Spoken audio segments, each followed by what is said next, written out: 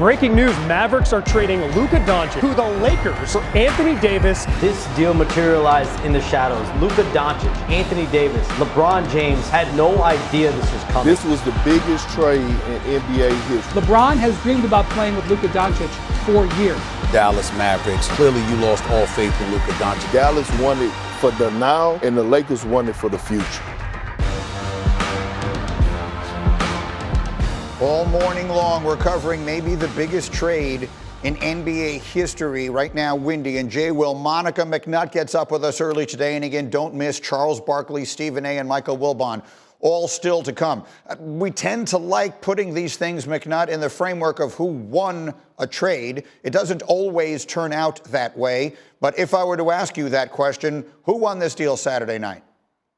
Well, Grinny, for me, looking at it, I got to go Dallas. In fact, once we digested that this was not a joke, I'm sitting in the cab on the way home from the Lakers-Knicks game, and I'm like, I actually don't hate this for Dallas. I mean, you look at what Anthony Davis brings in terms of his two-way ability, his presence in the paint, his scoring. He's been available in the last couple of seasons, which he deserves a ton of kudos for. And Kyrie Irving is still capable of being an A1. I mean, essentially, the Dallas Mavericks had defenders flanking Luka Doncic to come up or to cover for his, skills on that side of the floor. So if this team can continue to defend at a high level, I think they have offensive prowess. In the right now, I definitely would give the edge to Dallas.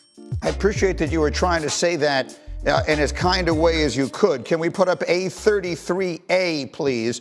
Because if there is there are criticisms of Luka Doncic that are legitimate, and his defense is certainly one of them. Again, A33A. His defense, the last 2 years with Luka as the primary defender, opponents drive past him just about 45% of the time, which is the worst percentage out of any defender in the entire league in that span. And Windy, I'm thinking back to during the NBA Finals, you were on here and other places right after Game 3 when the Mavericks fell into a hole from which no team could ever recover. And you, Windy, were, by your standards, I thought, uncharacteristically really frustrated and angry about Luka and his defense, or lack thereof, and some things about his attitude. For those who don't remember all of that, because they've been knee-deep in football season, can you sort of get everyone caught up on why, from that perspective, this might make more sense than the offensive numbers would suggest? Yes, I was frustrated because Luka did not, and what I thought was an elimination game, did not bring it defensively, and also completely lost his cool and hurt his team, which he had done in big moments in his career repeatedly. And that was absolutely a concern. However, I don't doubt that he can get past that. I have no idea whether he will, but I believe that that would be part of his arc, that someday he would be holding the Finals trophy and the Larry O'Brien trophy and saying, hey, remember back in 2024 when I failed? Well, here I succeed, because we've seen that over and over. And while I do admit there's a percentage chance that Luka Doncic will never get it, that he'll never get his emotions under control, that his conditioning will lead to injuries as he ages, and his defense is a problem, all of those things are possible. I think it's really an early stage to give up on him at age 25. But the one thing I will say is that nobody in the world has more information about Luka Doncic than the Dallas Mavs. They took all their information, all their evaluations about him as a player and as a person and where they think he was going to go, and they said, we can't give this guy $300 million. They opted out of that. Jay Will, can you make it make sense to me? Again, this is a guy, I had votes in these things. I mean, he was top 2, top 3 in the MVP voting multiple times. He's not yet 26 years old. He will be at the end of this month. I understand the criticisms and the shortcomings. If you were to assess Luka Doncic right now and what LeBron James and J.J. Redick need to be saying to him the minute he gets there, what things would you say? It's time to work, man. It's time to work. Monica, you know what I'm talking about, right? Like like all these things could be so true, Grinny, that you're spitting to me about. Same with Wendy. And he is one of the most gifted offensive players the game of basketball has ever seen, ever, right? But what do we think about leaders of organizations, right? The body language. Wendy, I've heard you talk about it. I've talked about it, Grinny, on your show. Monica, you've seen it. There are times where you're like, yo, what's going on with this body language? Coming to preseason, weighing 260 pounds. Like, I know it's going viral. The video of Mike Finley coming and grabbing the beer away from me. I know it's celebration, but it's about championship-like habits. And I've known Nico Harrison since I've been 16 years old. I'm not condoning or going against the decision. Wendy, you were right about him knowing more information than anybody else. But if you see those type of habits from a leader on a daily basis, and that's concerning enough to let you move him, that's volumes about we don't trust the keys of this organization in his pocket moving forward. So that's what LeBron has to teach him, how to be a champion on a day in, day out basis. And that starts with daily championship habits. Monica. So this is where it gets really interesting to me. And I am extremely complimentary and referential to the presence of a LeBron James. But I think when I look at Luka Doncic, and I'm with Wendy and I'm with Greeny, and then I'm not going to project whether he will or won't. But this is a guy that's been a professional basketball player since he was, 13? He's averaging 27 and 7, at least 27 and 7. One of 3 guys to do that alongside LeBron and Jokic. And he could do it in his sleep. The idea of student mentor, sensei, grasshopper, the whole thing, I'm just really curious how this plays out. Because, again, this is a young man, not an American-born athlete, like been a pro all of these years, has had tremendous success already.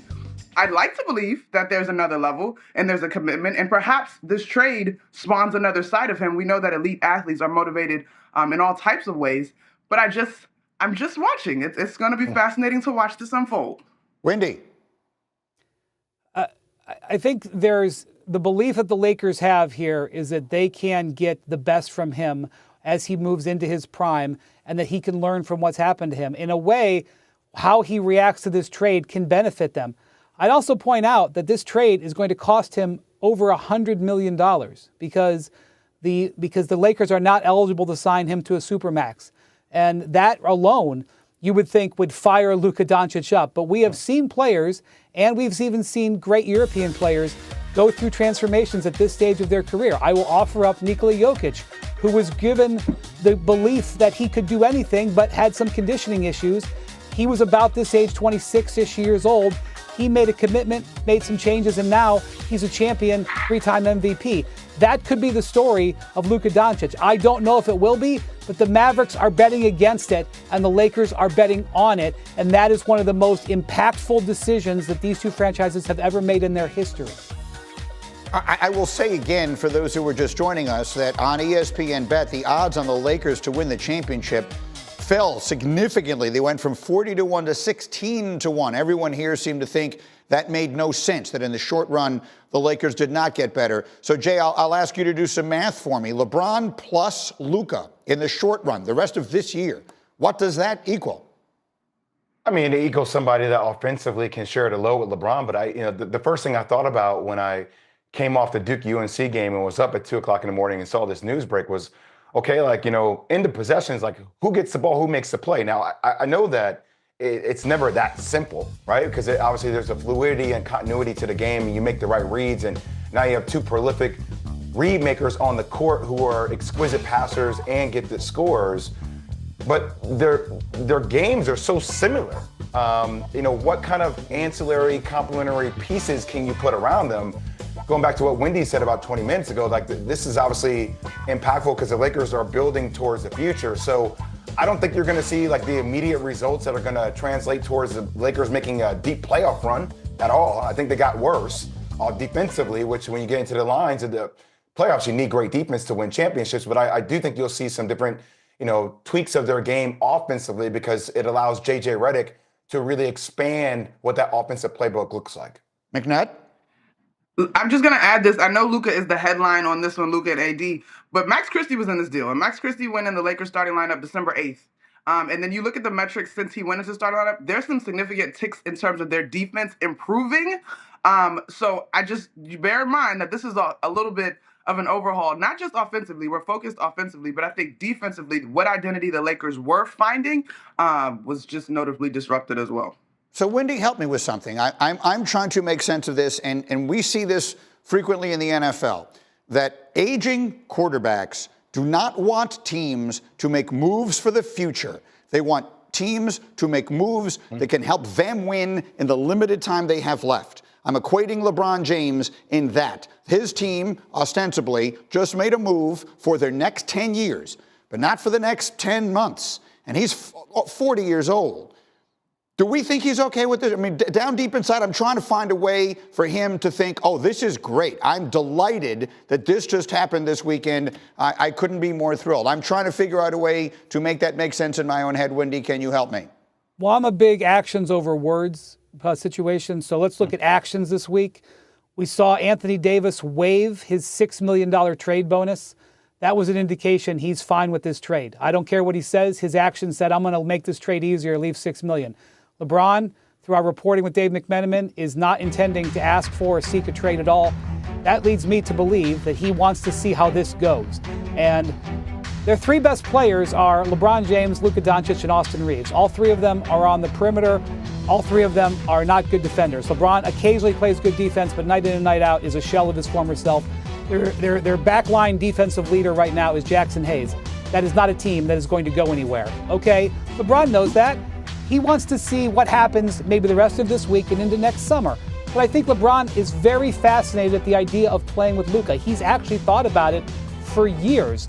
There was a moment a couple of years ago where Kyrie Irving actually reached out to LeBron and said, hey, why don't you come to Dallas and play with me and Luka? And the reason he did that was because how much he knows he likes Luka. So I think LeBron wants to see what happens here. All right, Wendy, outstanding. Everyone stay where you are. How's it going, everybody? Villa Sports Network here. Just want to thank you guys for your support on the channel. Thank you guys for watching the video. Hope you all enjoyed it.